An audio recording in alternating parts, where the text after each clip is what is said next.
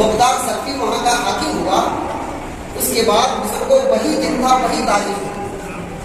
ابن مختار سقفی نے، میں نے پچھلے جمعہ کو بھی کہا کہ اس نے قسم کھائی تھی کہ میں یزیدیوں کو ایک ایک کر کے قتل کروں گا، اور اس نے خود 6000 لوگوں کو، 6000 یزیدیوں کو جو اس لشکر میں شامل تھے، 6000 لوگوں کو اس نے قتل کیا تھا۔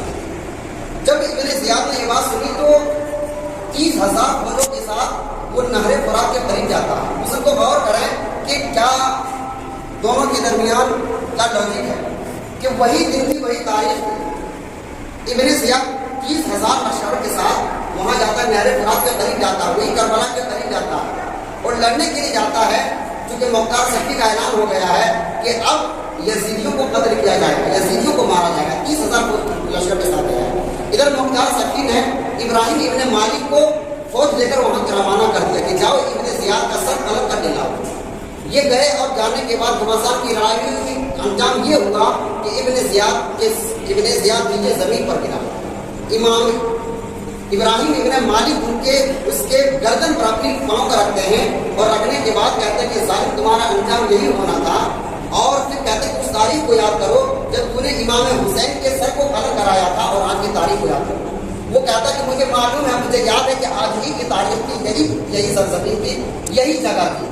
المختصر معاملہ یہ تھا کہ اسی معاملے میں ابن زیاد کا سر قلم کیا جاتا ہے، وہی تشت منایا جاتا ہے جس تشت پر کبھی امام حسین کے سر کو رکھا گیا تھا۔ اسی تشت پر رکھ کر مختار سقفی کے دارالخلافہ میں پیش کیا جاتا ہے، اور کوفہ میں وہاں کے جو حاکم تھے مختار سقفی، ان کے دربار میں پیش کیا جاتا ہے۔ مختار سقفی اسی چھڑی کو اٹھاتے ہیں، وہی جگہ وہی تخت پر ہے، اور وہی تخت پر بیٹھ کر مختار سقفی اسی چھڑی کو لے کر اس کے لب پر یہ کہتے ہیں کہ دیکھ تمہارا ظالم، تمہارا انجام یہی ہونا تھا۔ بزرگوں امام حسین کا سر تھا، اس وقت ان کے لبوں پر بھی چھڑی لگائی گئی تھی، اس وقت بھی کونے سے آواز نکلی تھی کہ ظالم ابن زیاد تو غلط ہے، تو ناحق ہے، امام حسین حق پر ہے۔ آج بھی اس کونے سے آواز اٹھ رہی ہے، آج بھی لوگ بول رہے ہیں، لیکن بزرگوں بولی الگ ہے، اور یہی بات کہہ رہے ہیں کہ مختار سقفی تو حق پر ہے، ابن زیاد تو ناحق تھا، اور تمہارا حشر یہی ہونا تھا، ظالموں کا انجام یہی ہونا تھا۔ بزرگ اللہ تبارک و تعالیٰ ظالموں کو دنیا ہی میں دکھا دیتا ہے کہ ان کا حشر کیا ہونا ہے۔ بزرگ ابن زیاد کے ساتھ یہ معاملہ ہوگا۔ اور مختصر ایک اور بات میں آپ کے سامنے کروں کہ یزید کو لوگ بچانے کے لیے، جنتی بتانے کے لیے لوگ بہت سارے دلائل کو پیش کرتے ہیں کہ قسطنطنیہ دنیا کے وہ جنگ میں شامل ہوا تھا، لیکن وہ یہ نہیں جانتے کہ قسطنطنیہ دنیا کے اندر اور بھی جنگیں ہوئی تھی، اور وہ حضرت عمر بن خطاب رضی اللہ تعالیٰ عنہ کے زمانے میں ہوئی تھی، جب تک کہ یزید پیدا بھی نہیں ہوا تھا۔ اور امام آقا کریم صلی اللہ علیہ وسلم کی حدیث کی وہ حوالہ دیتے کہ اللہ کے رسول صلی اللہ علیہ وسلم نے فرمایا کہ جو بھی اس دنیا کے جنگ میں شامل ہوگا وہ جنتی ہوگا۔ اللہ کے رسول صلی اللہ علیہ وسلم کی یہ حدیث یقیناً برحق ہے، لیکن جب امام حضرت امیر المؤمنین عمر بن خطاب رضی اللہ تعالیٰ عنہ کے زمانے میں جب یہ واقعہ ہوا، اس وقت یزید تھا بھی نہیں، اور اس کو لوگ یزید کو امیر المؤمنین کہتے ہیں۔ بزرگوں میں آپ کو بتاؤں، حضرت عمر بن عبدالعزیز جن کا نام آپ نے سنا ہوگا کہ امت مسلمہ کے سب سے پہلے مجدد وہ ہوتے ہیں جو 100 سال کے بعد ایک ایسے مجاہد پیدا ہوتے ہیں، ایک ایسے شخص پیدا ہوتے ہیں جو سماج میں پھیلی ہوئی برائیوں کو مٹاتے ہیں اور اسلام کو پھر سے زندہ کرتے ہیں، اور اسلام کے اندر جو سنتیں مٹ رہی تھی انہیں پھر سے زندہ کرتے ہیں۔ حضرت عمر ابن عبدالعزیز بنو امیہ ہی کے قبیلے سے ہیں، وہی یزید کے قبیلے سے ہیں، لیکن بزرگوں 100 سال کے بعد عمر بن عبدالعزیز کی مثال آج بھی اگر تاریخ میں اٹھا کر دیکھیں تو عدل میں جہاں عمر بن خطاب رضی اللہ تعالیٰ عنہ، عمر فاروق رضی اللہ تعالیٰ عنہ کی مثالیں دی جاتی ہیں، وہیں ان کے بعد اگر ان سب میں سب سے زیادہ اگر کسی کی بات کی جاتی ہے تو عمر بن عبدالعزیز کی بات کی جاتی ہے۔ بنو امیہ ہی کا وہ شخص تھا، لیکن حضرت عمر بن عبد رضی اللہ تعالیٰ عنہ کے زمانے میں جب کسی شخص نے یہ کہا کہ یزید امیر المؤمنین ہے، جب اس نے یہ کہا تھا تو حضرت عمر بن عبدالعزیز رحمۃ اللہ علیہ نے کوڑے منگائے تھے، اور کوڑے منگانے کے بعد جس نے یزید کو امیر المؤمنین کہا تھا اسے 20 کوڑے لگائے، صرف اس بات پر کہ یزید کو امیر المؤمنین کہا گیا تھا، مسلمانوں کا امیر کہا گیا تھا، مسلمانوں کا رہنما کہا گیا تھا، صرف اس بات کہنے پر اسی کے قبیلے کے ایک شخص نے انہیں 20 کوڑے لگائے۔ بزرگوں ہمیں یہ سمجھنا ہوگا کہ آج کی دنیا، آج لوگ یزید کو امیر المؤمنین ثابت کرنا چاہتے ہیں، جنتی ثابت کرنا چاہتے ہیں ان کے قبیلے کے لوگ، اور آج ہم سے سال پہلے انہوں نے ان کے قبیلے کے لوگ شخص نے ثابت کر دیا کہ یزید جو ابن اہل بیت پر ظلم کرنے والا کبھی بھی امیر المومنین ہو نہیں سکتا۔ بزرگوں میں ایک بات آپ کے سامنے پیش کرنا چاہتا ہوں کہ ہمارے سامنے دو کردار ہیں، یزیدی کردار کو آپ بالائے طاق رکھ دیں، حضرت امام حسن کا ایک کردار ہے، حضرت امام حسین کا ایک کردار ہے۔ امام حسن بزرگوں اللہ کے رسول صلی اللہ علیہ وسلم نے انہیں سب سے بڑھ کے جوڑے پہنائے، امام حسین کو سرخ جوڑا پہنایا، اور اللہ کے رسول صلی اللہ علیہ وسلم کی پیشن گوئی تھی کہ حضرت حسن بھی شہید ہوں گے، حسین بھی شہید ہوں گے، دونوں شہید ہوئے، لیکن دونوں کو شہید کی شہادت کا جو مقام ہے وہ الگ الگ ہے۔ امام حسن رضی اللہ تعالیٰ عنہ بستر پر شہید ہوئے، انہیں زہر دیا گیا اور زہر کے ذریعے وہ شہید ہوئے، بستر پر شہید ہوئے۔ امام حسین شہید ہوئے، وہ کربلا کے میدان میں شہید ہوئے، تلوار کے نوک پر شہید ہوئے، انہوں نے اپنے کنبے کو شہید کیا، دونوں کی شہادت ہے۔ لیکن بزرگوں میں آپ کو ایک کردار دکھانا چاہتا ہوں، ہمارا یہ کہنا ہے، اہل سنت والجماعت کا یہ عقیدہ ہے کہ جن سے امام حسن نے صلح کر لی، اہل سنت ان سے کبھی جنگ نہیں کر سکتی، اور جن سے امام حسین نے جنگ کر لی، اہل سنت ان سے کبھی صلح نہیں کر سکتی۔ یزید کا باپ حضرت امیر معاویہ تھے، وہ صحابی رسول تھے، حضرت امیر معاویہ صحابی تھے، اور امام حسن نے امیر معاویہ رضی اللہ تعالیٰ عنہ کے ہاتھ پر بیعت کیا تھا، اور امام امیر المومنین حضرت امیر معاویہ رضی اللہ تعالیٰ عنہ کو خلیفہ مانا تھا، ان کے ہاتھ پر بیعت کر لی تھی۔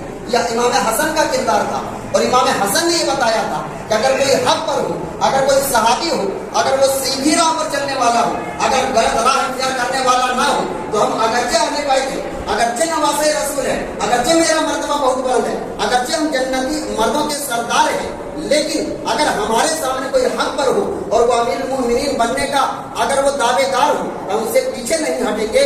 امام حسین نے امیر المومنین کے ہاتھ پر بیعت کر لیا تھا، اور اس بات کو ثابت کر لیا تھا کہ اہل بیت کبھی وہ حکومت کے لیے نہیں لڑتے، کبھی وہ کردار، کبھی وہ تخت و تاج کے لیے نہیں لڑتے۔ تو امام حسن نے اپنا ہاتھ امیر معاویہ کے ہاتھ پر دے دیا تھا۔ امام حسین ہے کہ وہی امیر المومنین حضرت امیر معاویہ کا بیٹا جو یزید ہے، اس کا کردار درست نہیں تھا، اس کے افعال درست نہیں تھے، اس کے اعمال درست نہیں تھے، تو امام حسین نے یہ ثابت کر دیا ہم وہی امام حسن کے بھائی ہیں، ان کے چھوٹے بھائی ہیں، صحابی ہونے کے بنا پر، ان کا کردار اچھا ہونے کے بنا پر آپ کے باپ کو ہم نے خلیفہ مان لیا تھا، تمہارے کردار درست نہ ہونے کی وجہ سے، اگرچہ تم صحابی کا بیٹا ہو لیکن تمہارے کردار درست نہ ہونے کی وجہ سے ہم تمہیں کبھی مان نہیں سکتے۔ انہوں نے اپنے پورے کنبے کو قربان کر دیا، اور یہ دکھا دیا کہ ہم اگر بات حق کی آئے تو ہم حق کے سامنے جھکنے کے لیے تیار ہیں، لیکن ناحق کے سامنے ہمیں پورا کنبہ قربان کرنا پڑے، ہم اس وقت جھکنے کے لیے تیار نہیں۔ بزرگوں ہمارے سامنے دو کردار ہے، امام حسن کا کردار ہے، امام حسین کا کردار ہے۔ یہاں کو یہ سمجھنا پڑے گا بزرگوں کہ امام حسن امام حسین نے ہمیں دو کردار دیے کہ اگر کوئی حق پر ہو تو اس سے الجھنا نہیں ہے، اور امام حسین نے یہ کردار دیا کہ سامنے دیکھنے والا اگرچہ کلمہ پڑھنے والا ہے، داڑھی رکھنے والا ہے، آزان کہنے والا ہے، مسجدوں میں امامت کرنے والا، قرآن کی دلیلیں دیتا ہے، لیکن اہل بیت سے محبت اس کے پاس نہیں ہے، اہل رسول کی انسیت ان کے پاس نہیں ہے۔ تو امام حسین نے یہ کردار دیا کہ اگرچہ وہ مسلمانی کردار، مسلمانی پہننے والے پہناوا اس کا اسلامی ہو، لیکن کردار حسینی اس کے اندر نہ ہو، رسول پاک علیہ السلام ان کی اولاد کی محبت ان کے پاس نہ ہو، تو کبھی حسینی کردار اسے اپنا نہیں سکتا۔ یہ امام حسن اور امام حسین نے مسلمانوں کو ایک پیغام دیا۔ بزرگوں آج ہم اور آپ پہناوا دے کر، لباس کو دے کر، ان کی کردار کو، ان کی باتیں سن کر ہم یہ سمجھتے کہ بات درست کر رہا ہے۔ یزیدیوں کے خیمے میں بھی نماز ہو رہی تھی۔ امام حسین کیا نہیں جان رہے تھے کہ امام حسین یہ بھی جان رہے تھے کہ بڑی جماعت میں زیادہ ثواب ہے، زیادہ لوگ جماعت میں ہوں گے تو زیادہ ثواب ہے، یقیناً یہ بات حق ہے۔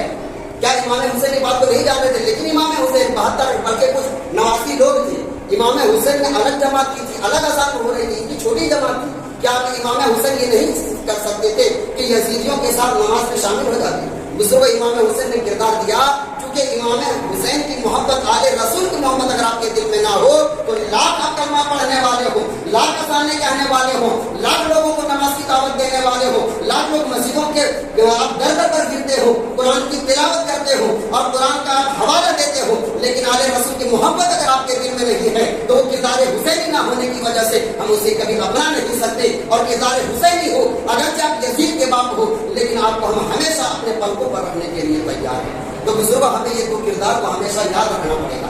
آج جب یہ کہی جاتی ہے کہ کسی کے پیچھے عقیدت درست نہ ہونے کی وجہ سے ان کی نماز نہیں ہو سکتے، اس وقت لوگ اختلاف کرتے ہیں.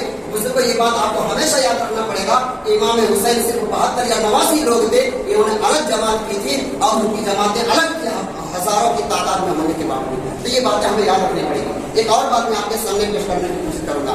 یزید کا جو آخری انجام ہوا تھا، یزید کا جو آخری انجام ہوا تھا، ہم نے پہلے جمعہ کو بھی اس بات کو کہا تھا کہ ظالموں کا آخر انجام اللہ تبارک و تعالیٰ دنیا میں دکھا دیتا ہے.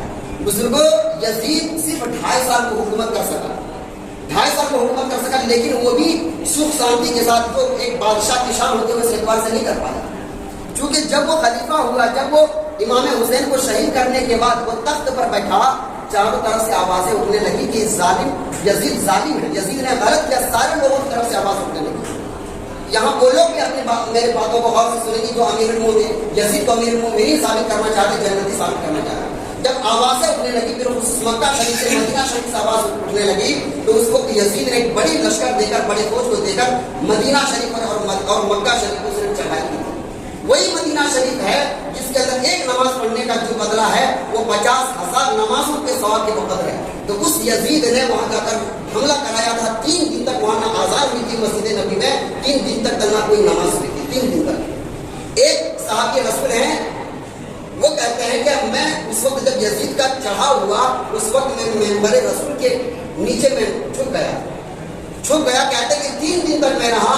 ہر وقت جب نماز کا وقت ہوتا، آذان کا وقت ہوتا، آذان کا وقت ہونے کے وقت منبر رسول سے، اللہ کے رسول صلی اللہ علیہ وسلم کے مزار سے وقت پر آذان کی آواز نہیں ہوئی. اور 3 دن تک اس یزید نے اپنے گھوڑے کو مسجد نبی میں بنایا تھا.